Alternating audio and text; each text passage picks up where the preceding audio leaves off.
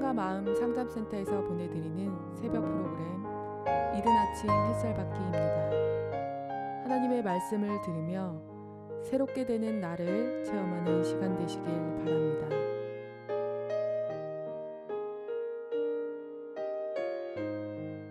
사랑과 마음 상담센터에서 보내드리는 이른 아침 햇살 받기 시간입니다. 오늘 우리들에게 비추어지는 생명의 빛, 생명의 말씀, 예수님 자신 그 자체, 하나님의 말씀을 통해서 어떻게 우리는 깨달아질까요? 어제 한 자리 차지하고 싶은 자들에게 내려지는 하나님의 징계에 대한 얘기를 살펴봤습니다. 한 자리 차지하고 싶어서 하나님의 사람을 대적하던 고라의 무리들, 그들이 지진이 나서 다 땅에 삼켜져 버렸습니다. 하나님의 사람을 대적한다는 것은 매우 두렵고 떨리는 이야기인데 우리는 하나님의 사람이 누군지 알아볼 수 없다는 것이 문제가 되겠죠. 또 나 자신도 내가 신앙생활을 잘하고 있기 때문에 또 내가 잘하고 있다고 확신이 들 때 하나님의 역사가 있고 하나님의 성령의 역사가 있다고 믿을 때 너나 내나 하나님의 사람인데 하면서 나름대로 하나님이 세운 질서를 어기고 파괴하려고 하는 우리 자신을 볼 수도 있습니다. 우리 그런 말씀들을 통해서 제자들도 성령을 받기 전까지는 예수님을 중심으로 해서 이 세상에서의 하나님의 나라, 즉 로마의 압제로부터 해방됐을 때의 개혁 세력으로서 한자리 하고 싶은 그런 이야기들이 성경에 기록됩니다. 그러나 성령 받고 나서 예수님의 십자가의 죽음과 부활, 승천하시고 성령님이 오셨을 때에 성령을 받고 난 다음에는 이런 자세가 바뀌었죠. 오늘은 또 다른 징계 사유, 어떨 때 하나님께서 우리를 징계하시는가 성경을 통해서 한번 이야기를 찾아보도록 하겠습니다. 예레미야 30장에서 하나님은 구체적으로 이스라엘과 유다의 수많은 죄를 언급하지는 않으셨지만 죄의 정도가 매우 심각함을 경고하고 계십니다. 이로 인해서 징계의 내용이 뭐냐면 이스라엘이 사랑하던 자, 즉 동맹국이 배신하게 될 것이고 또 하나님께서는 친히 마치 대적을 잔악하게 치듯이 하나님을 의지하지 않고 눈에 보이는 동맹국의 그 군사력과 파워를 의지하게 된 그 백성들을 치시겠다. 누구처럼? 대적을 잔악하게 치듯이. 너무나 무서운 얘기 아닙니까? 그러면서 얘기합니다. 야곱의 환난을 때와 같이 평안이 아닌 두려움의 시기가 왔다고 합니다.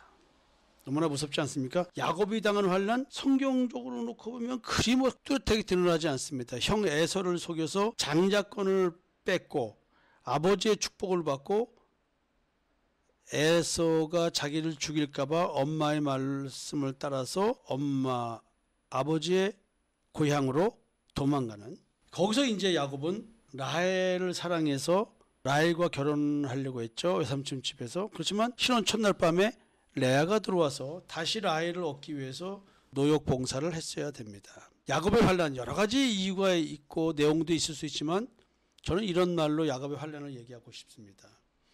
할아버지 아브라함, 아버지 이삭의 인생에 비하면 아무것도 아니다. 바로왕 앞에서 내 인생은 130년 동안 험악한 세월이었다라고 고백하는 이 고백을 통해서 인생 자체가 환난이었다는 사실을 느끼고 깨달을 수가 있습니다. 말년에는 형들이 요셉을 팔아먹음으로 말미암아 죽도록 내버려 둠으로 말미암아 많은 고통을 겪고 결국은 그 요셉으로 인해서 형제들이 구원받는 일을 보고 죽게 됩니다. 야곱의 환난의 때, 근데 이것이 두려움이라는 것이죠. 그러면 야곱은 130년 동안 살면서 왜 이렇게 두려운 인생을 살았을까요? 야곱은 하나님을 의지하는 사람이었습니다. 예수 그리스도를 믿는 사람이었습니다. 그런데 그는 이 땅에서 평안이 아닌 두려움의 삶을 살았습니다. 어쩌면 우리 예수 믿는 자들의 인생이 평안보다는 이 땅의 삶에 두려움이 더 클 수도 있습니다. 도리어 세상적으로 볼 때는 평안도 아니고 두려움이지만 내 마음속에 하나님께서 심어두신 마음의 쉼, 안식은 이 세상에 있는 그 모든 두려움도 이겨내게 해주시리라 믿습니다. 저는 그런 인생을 지금 살아가고 있습니다. 호세아 7장을 보면요, 아수르나 애굽에게 자신들의 국방을 도와달라고 부르짖으며 달려가는 이스라엘을 향해서 하나님은 이렇게 경고의 표현을 하십니다. 나를 떠나 그릇 가슴이니라. 아수르나 애굽을 의지하는 이스라엘 지도자, 이스라엘 국민들, 그들 보고 말합니다. 나를 떠나 그릇 가슴이니라. 이스라엘 지도자들이 동맹과 동맹국의 지원을 위해서 지원해달라고 나아갈 때에 그들이 원하는 바가 이루어지지 않도록 하시겠다고 하나님은 말씀하십니다. 너희들이 동맹국의 지원을 받고자 해? 그렇지만 반드시 배신하게 될 거야. 내가 배신하게 만들 거야. 너희들은 나 이외에 누구도 의지할 수 없어. 지금 이런 식의 말씀을 하고 계시네요. 이스라엘 백성들이 동맹국의 지원을 요청하러 사신을 보내는 것, 그전 너희들은 절대 그럴 수 없어. 도리어 동맹국이 배신할 거야 하면서 그물을 쳐서 날아가는 공중의 새를 떨어뜨려 잡듯이, 또 과거 조상들에게 이런 경우에 하나님께서 어떻게 처벌하셨는지 그대로 하시겠다는 거예요. 그대로 징계를 하시겠다. 그러면서 무서운 것은 뭐냐면 하나님이 파놓은 함정에 빠지게 하겠다는 거예요. 예레미야 30장 15절에 보면 어찌하여 네 상처를 인하여 부르짖느냐, 네 고통이 낫지 못하리라. 네 죄악의 큼과 죄의 수다함을 인하여 내가 네게 이 일을 행하였느니라. 무서운 얘기죠. 내 인생에 하나님께서 파놓으신 함정, 이걸 내가 어떻게 피할 수 있겠습니까? 피하는 방법은 뭘까요? 하나님이 파놓은 함정, 내가 잘못된 신앙을 하고 있기 때문에 현실적으로 하나님이 파신 함정에 빠져서 내가 현실적 고통, 사람의 막대기와 인생의 채찍으로 인해서 고난을 겪게 된다는 것이죠. 그렇지 않으려면 어떻게 될까요? 진짜 올바른 말씀 깨달음과 하나님의 말씀에 순종하고 사랑하는 것 이외에는 길이 없을 것입니다. 그때부터는 이제 뭐냐면 복음을 전함으로 인한 고통은 있을 수 있죠. 예레미야 30장을 한번 쭉 한 절 한 절 읽으면서 좀 보려고 합니다. 슬프다 그날이요, 그와 같이 엄청난 일이 없으리라. 그날은 야곱의 환난 때가 됨이로다. 그러나 그가 환난에서 구하여 냄을 얻으리로다. 야곱의 환난한 때가 와서 겪지만 구의 냄을 얻기는 얻는답니다. 만군의 여호와의 말씀이라. 그날에 내가 네 목에서 멍에를 꺾어버리며 네 포박을 끊으리니 다시는 이방인을 섬기지 않으리라. 지금 동맹국을 의지하는 것, 이것을 이방인을 섬기는 걸로 표현하고 있습니다. 그들은 그들의 하나님 여호와를 섬기며 내가 그들을 위하여 세울 그들의 왕 다윗을 섬기리라. 여호와의 말씀이니라. 그러므로 나의 종 야곱아, 너는 두려워하지 말라. 이스라엘아, 놀라지 말라. 내가 너를 먼 곳으로부터 구원하고 네 자손을 잡혀가 있는 땅에서 구원하리니 야곱이 돌아와서 태평과 안락을 누릴 것이며 두렵게 할 자가 없으리라. 여러분, 다윗 왕은 예수 그리스도를 예표하는 것이죠. 다시는 이방인을 섬기지 않도록 해주시는 하나님의 역사, 이게 중요한 이야기죠. 포인트는 이겁니다. 여호와의 말씀이니라. 그러므로 나의 종 야곱아, 너는 두려워하지 말라. 이스라엘아, 놀라지 말라. 내가 너를 먼 곳에서부터 구원하고 네 자손을 잡혀가 있는 땅에서 구원하리니 야곱이 돌아와서 태평과 안락을 누릴 것이며 두렵게 할 자가 없으리로다. 눈에 보이는 국가와 국가 간의, 나라와 나라 간의, 민족과 민족 간의 싸움을 통해서 우리는 태평과 안락을 잃고 죽음의 선상에, 죽음의 문턱에 와 있을 것입니다. 전쟁을 하면 죽는 사람이 얼마나 많겠습니까? 잡혀간다 할지라도, 포로로 잡혀간다 할지라도 하나님 구원하시겠다. 태평과 안락을 누리게 해주시겠다. 지금 이런 약속을 하십니다. 이는 여호와의 말씀이라. 내가 너와 함께해서 너를 구원할 것이라. 너를 흩었던 그 모든 이방을 내가 멸망시키리라. 그럴지라도 너만은 멸망시키지 아니하리라. 그러나 내가 법을 따라 너를 징계할 것이요 결코 무죄한 자로만 여기지 아니하리라. 하나님께서 구원은 반드시 해주고 살려는 준다. 그렇지만 너가 잘못한 것에 대한 대가는, 징계는 치러야 된다는 거죠. 너가 죄를 지었다는 것이. 그 죄가 뭐예요? 하나님을 의지하지 않았다는 것입니다. 네가 네 능력으로 세상을 의지했다는 것이죠. 동맹국을 의지했다는 것입니다. 여러분, 우리 삶 속에서 내 삶을 책임지시고 나를 돌봐주시는 분은 성경은 정확하게 예수 그리스도라고 말씀하고 계십니다. 결국 내가 내 삶의 문제 때문에 불안해하고 두려워하는 것, 이것은 예수를 믿지 못하는 거예요. 여호와께서 이같이 말씀하시니라. 네 상처는 고칠 수 없고 네 부상은 중하도다. 네 송사를 처리할 재판관이 없고 네 상처에는 약도 없고 처방도 없도다.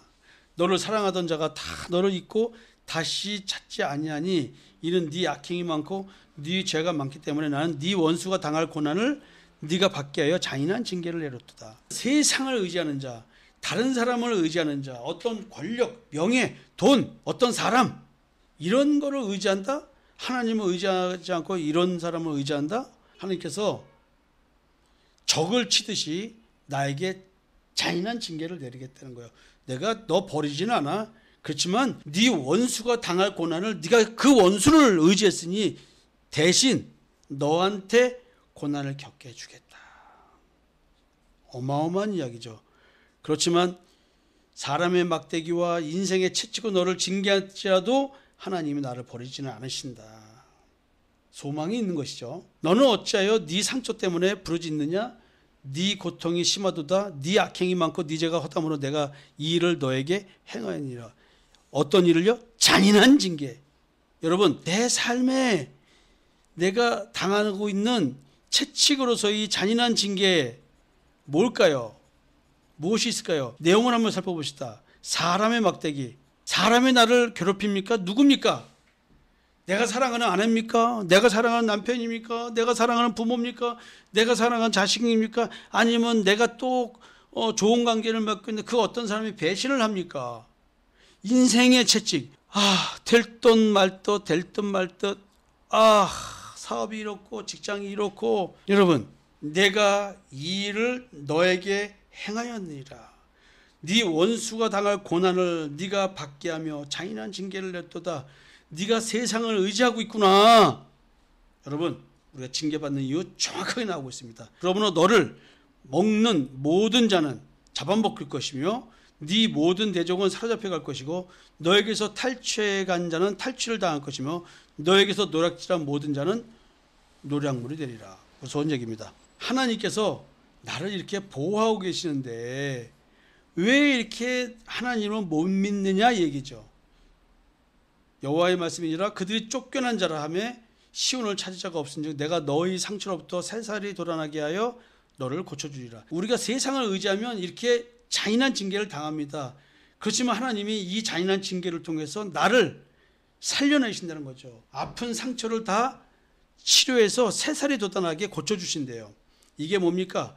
율법적 신앙에서 벗어나서, 완벽주의적인 신앙에서 벗어나서, 자기의 의를 추구하는 신앙을 벗어나서 예수 그리스도의 십자가의 대속의 은총을 믿고 예수 그리스도를 믿는 믿음의 의의 옷을 입고 살겠다고 하는 이 신앙으로 바꿔주겠다는 것이죠.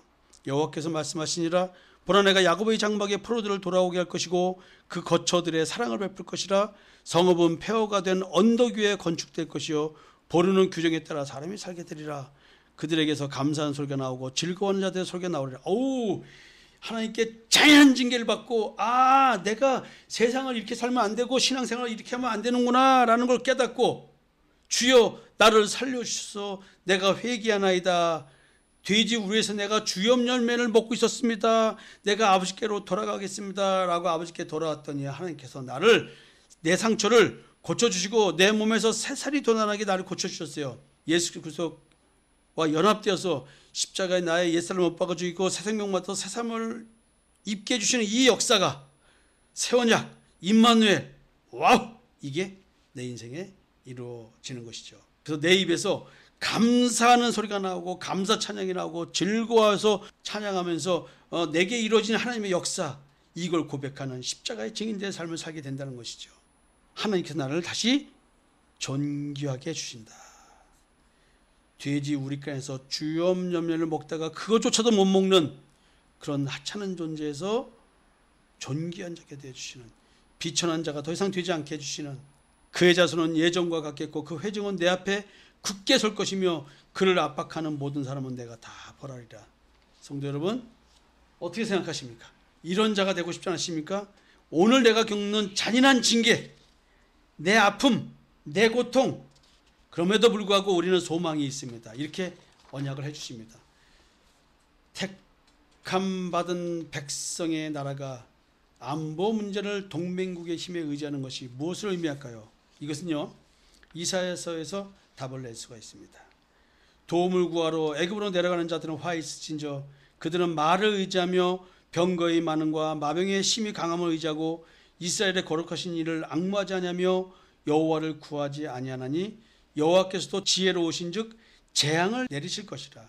그의 말씀들을 변하게 하지 아니하시고 일어나사 악행하는 자들의 집을 치시며 행악을 돕는 자들을 치시리니 애굽은 사람이요 신이 아니며 그들의 말들은 육체요 영이 아니라 여호와께서 그의 손을 펴시면 돕는 자도 넘어지며 도움을 받는 자도 엎드러져서 다 함께 멸망하리라. 하나님이 잔인하게 징계하는 자들을 도와주는 자는 반드시 혼을 나게 되어 있습니다. 같이 고생합니다. 여러분, 하나님이 잔인한 징계를 할 때 내둬야 됩니다. 지켜보고 기도하고 있어야 됩니다. 이 말은 뭔 줄 아세요? 지금 눈에 보이는 건물 성전이 아니라 눈에 보이지 않는 마음의 성전에 대한 이야기입니다. 내 마음에 갈등이 있고 힘들 때 세상 것 의지해서 마음의 힘을 얻으려고 하지 말라는 것이죠. 사람을 의지하지 말라는 얘기입니다.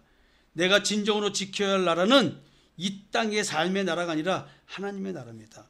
하나님의 나라는 각 사람의 마음속에서 이루어지는 것이기 때문에 육신으로 이루어진 나라를 하나님이 다스리는 신정 정치가 이루어지는 하나님의 나라라고 여기서는 안 됩니다. 육신으로 이루어지는 나라, 내 삶, 내 인생, 이것이 세상적인 가치관에서 만들어낸 나라가 아닌 것입니다. 하나님의 통치를 받는 각 개인이 모인 우리 교회는 머리 대신 예수 그리스도의 인도함을 받습니다. 세상 논리가 교회를 지배하면 안 됩니다. 세상 것으로 하나님 나라의 힘을 과시해서는 안 됩니다. 비록 우리 교회가 세상적으로 볼 때는 별거 없이 초라한 모습의 교회라 할지라도 우리 교회는 죄 용서의 축복이 있고 서로가 서로를 사랑하는 용납함이 있고 서로가 공감해 줄 수 있는 용광로 같은 주님의 사랑을 갖고 있는 교회가 우리 교회인 것입니다. 우리는 세상적인 것을 자랑하는 교회가 아닙니다. 마음을 치료하시는 하나님의 주권을 믿으면서 하나님의 사랑을 흠모하고 갈망하면서 그 사랑을 받아가면서 오늘도 이런 존재이지만 예수 믿는 소망 안에서 도리어 좌절과 절망이 아니라 그리스도를 바라보는 소망을 갖고 오늘도 살아가는 자가 되는 것입니다. 여러분, 죄 용서함을 줄 수 없는 육신의 사람에게 역사하는 귀신의 영의 도움을 구해서는 절대로 안 됩니다. 여러분, 우리는 오직 하나님만 의지하는 자가 되어야 될 것입니다. 성도 여러분, 절대 오늘 나의 신앙을 세상적인 걸로 뭔가 채우려고 하지 말고 자기 의를 가지고 채우려고 하지 말고 오직 여호와만 바라보는 신앙으로 예수 그리스도의 십자가의 대속의 은총을 믿는 믿음의 의만 추구하는 우리들 되십시다. 그래서 잔인한 징계를 빨리 벗어났으면 좋겠습니다. 오늘 잔인한 징계를 받더라도 하나님께서 주는 이 축복의 말씀 꼭 잡고 회개하면서 돌아왔으면 좋겠습니다. 감사합니다. 지금까지 사랑과 마음 상담센터에서 보내드리는 새벽 프로그램 이른 아침 햇살 받기였습니다. 오늘도 하나님의 주권적 역사로 마음을 치료받는 삶을 누리시기 바랍니다.